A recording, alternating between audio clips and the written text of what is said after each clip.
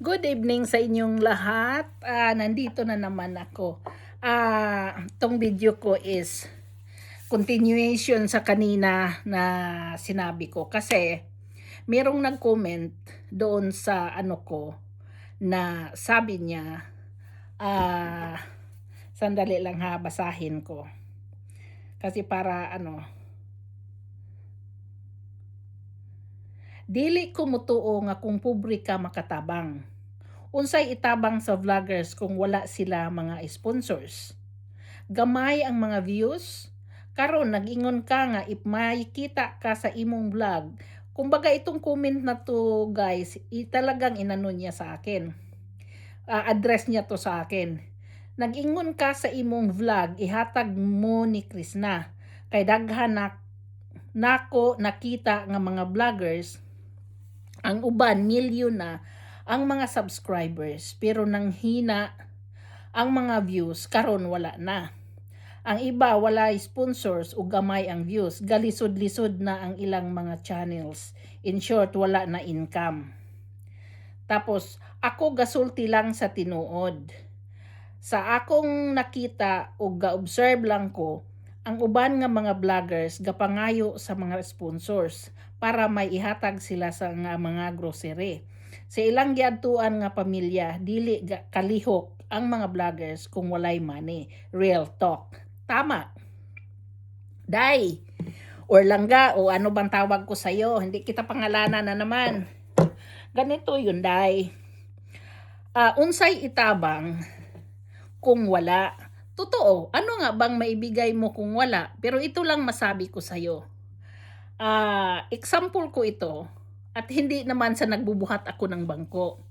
When I was still in Hong Kong, nandyan ako sa Chusun Hill, yung papuntang park and shop dyan. Ngayon, meron dyan tagalinis na matanda na minsan, lalo na pag summer, sobrang init na wala siyang tubig.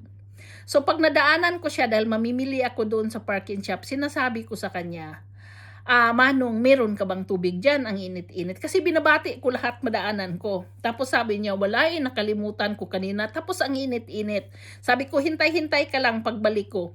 Binibilhan ko siya ng tubig, binibilhan ko siya minsan ng Coke. Kasi mainit nga. Yan Day, hindi mo na kailangan ng millions dyan para makatulong ka.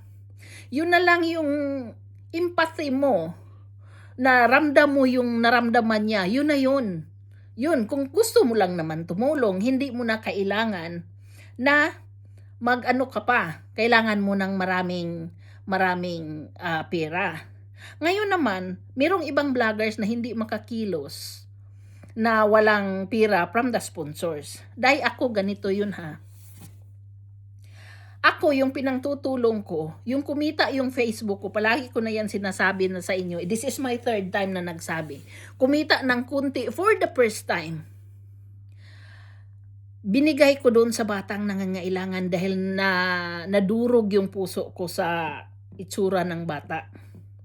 So, sinend ko sa kanila na sana man lang ma-enjoy ng bata yung mga nalabing araw niya. Kasi hindi siya magtatagal.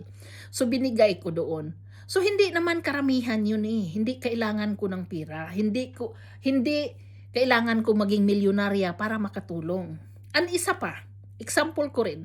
I was so proud of my husband. Nitong pag-start ng giyera, nag-prepared kami. So bumili ako ng 2 sakong bigas sa bahay. 2 lang sila, isang anak ko at isang husband ko nandoon sa bahay. Bumili na ako ng 2 sakong bigas. Sabi ng asawa ko, ang dami naman bigas nito, baka masira lang ito. Sabi ko, hindi lang naman kayo ang kakain. Pag may nakita kayong walang bigas at talagang humihingi na ng tulong dahil wala nang makakain, ibigay mo na. Tapos, umabot sa punto na ang government ng Tagbilaran City nagbigay ng 20 kilos yata yun na bigas o 10. Hindi ko sure. Between 20 kilos and 10. So ngayon, sabi ng asawa ko, dahil ipamigay ko ito dahil marami na tayong bigas. So naghanap siya ng deserving na tao at may nakita siya. At hindi niya hinati, binigay niya lahat yung 20 kilos na bigas. So, see, Hindi mo kailangan maging milyonarya ka or may pira ka or may sponsor ka. Ako sabihin ko sa inyo, hindi ako naghahanap ng sponsor para makatulong. Kung ano lang meron ako, yun ang itutulong ko. Kung sakali mang kikita ito, uulitin ko. Kung sakali mang kikita itong YouTube ko, magbibigay ako either kay Krishna or ipadala ko doon direkta doon sa taong kailangan kong tulungan. Ganun yun. Hindi ko na kailangan ng i-channel ko pa yung tulong ko. Pero kung meron man si Chris nang tutulungan at maganda yung takbo ng ano niya, doon ko din ibigay sa kanya dahil para marami kang taong maabot. Kasi siya ang nandoon ako nandito lang. So, ganun yun. Hindi kailangan 100,000 yung pira mo bago ka magbigay. Hindi kailangan hihingi ka sa mga sponsors para makabili ka ng makabili ka ng mga grocery. Kasi ang pagbibigay, depende yan sa'yo kung anong ibigay mo ngayong araw na ito. Either grocery, o pagkain, o bigas, o tubig, o ano man yun. Sa araw na kailangan nila yung tulong, yun ang ibigay mo. Hindi mo sila bibigyan ng malaking halaga kung hindi naman nila kailangan.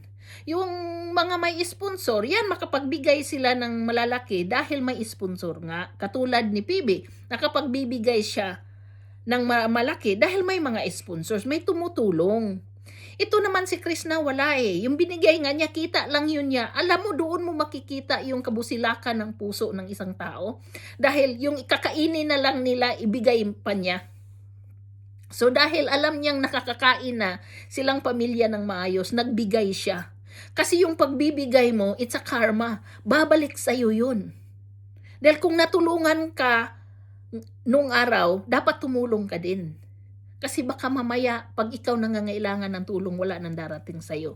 And don't expect, dahil natulungan mo yung isang tao, siya yung tutulong sa'yo. Hindi, ibang tao din ang gagamitin ng Diyos para tutulungan ka. Kaya, ganun yun pag nag-charity ka. At,